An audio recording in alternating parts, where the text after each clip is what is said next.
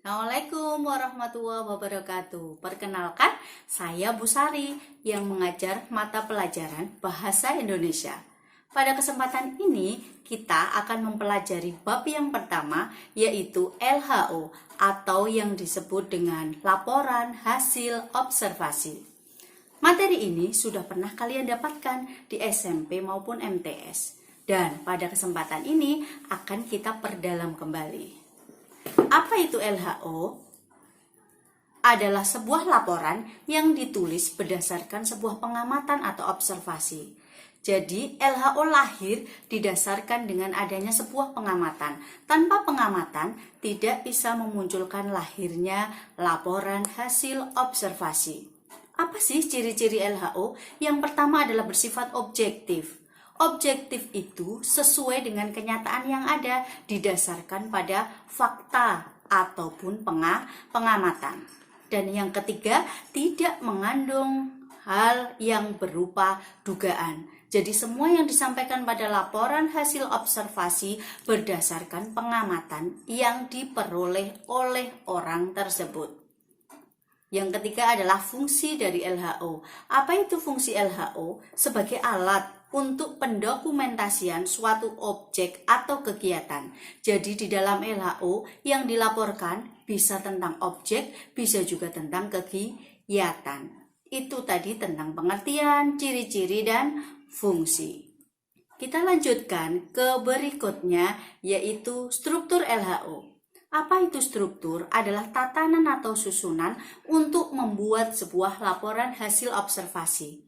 Di mana struktur ini urut-urutannya tidak boleh dibalik, harus sesuai yang pada ketentuannya. Di mana struktur LHO yang pertama adalah pernyataan umum atau klasifikasi, yang kedua adalah deskripsi bagian, dan yang ketiga adalah deskripsi manfaat. Apa saja yang ada pada deskripsi yang bagian pertama, mohon maaf, yaitu pernyataan umum. Pernyataan umum ini adalah berfungsi sebagai pembuka atau pengantar yang akan disampaikan dalam bagian LHO.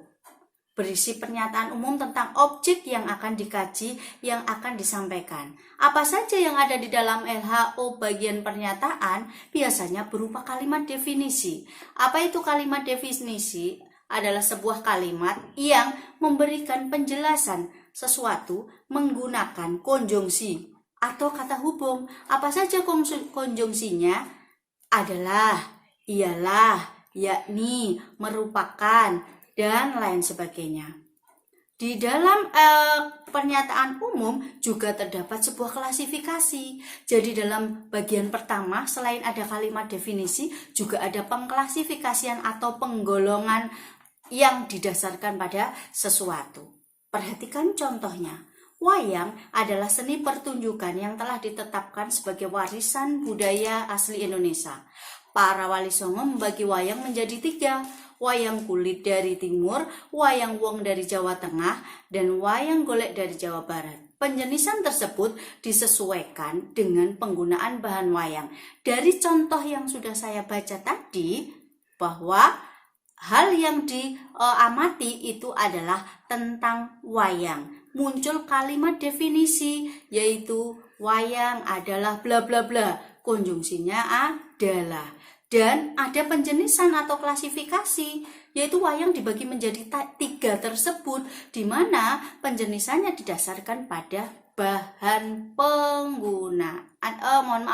penggunaan bahan wayang dari kulit, wayang wong, maupun dari wayang purwa atau wayang wong, wayang golek, dan wayang kulit.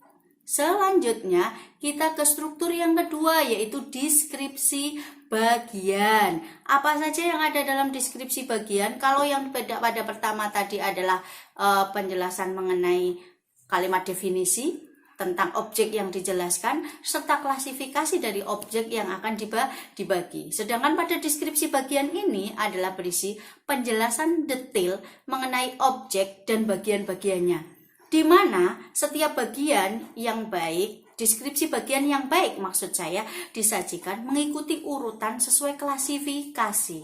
Dan kalimat kalau yang bagian pertama adalah kalimat definisi, maka pada deskripsi bagian ini muncul kalimat deskripsi. Apa itu? Yaitu kalimat yang menggambarkan secara jelas tentang ciri-ciri objek yang dijelaskan. Bisa dari bahannya, bisa dari warnanya, bisa dari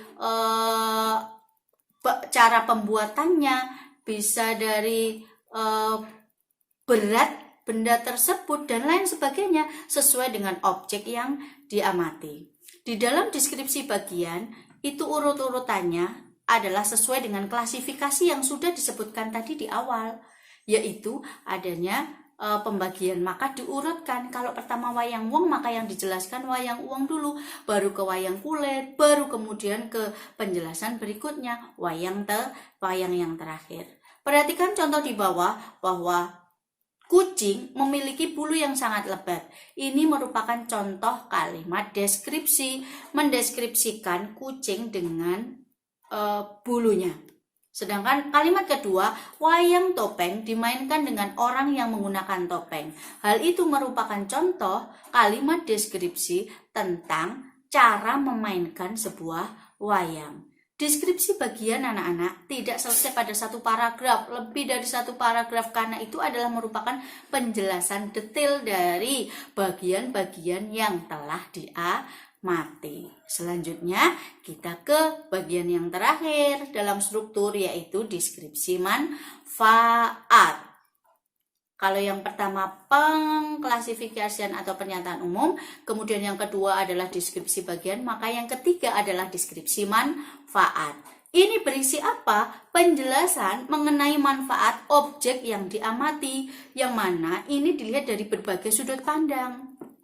Misalnya pada contoh disebutkan contohnya bahwa semua jenis wayang merupakan wujud ekspresi kebudayaan yang dapat dimanfaatkan dalam berbagai kehidupan, antara lain sebagai media pendidikan, sebagai media informasi, dan sebagai media hiburan.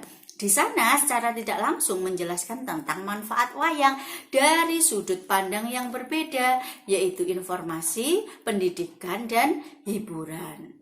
Itu tadi penjelasan mengenai struktur LHO yang terdiri atas apa tadi? Pernyataan umum, deskripsi bagian, dan deskripsi manfaat.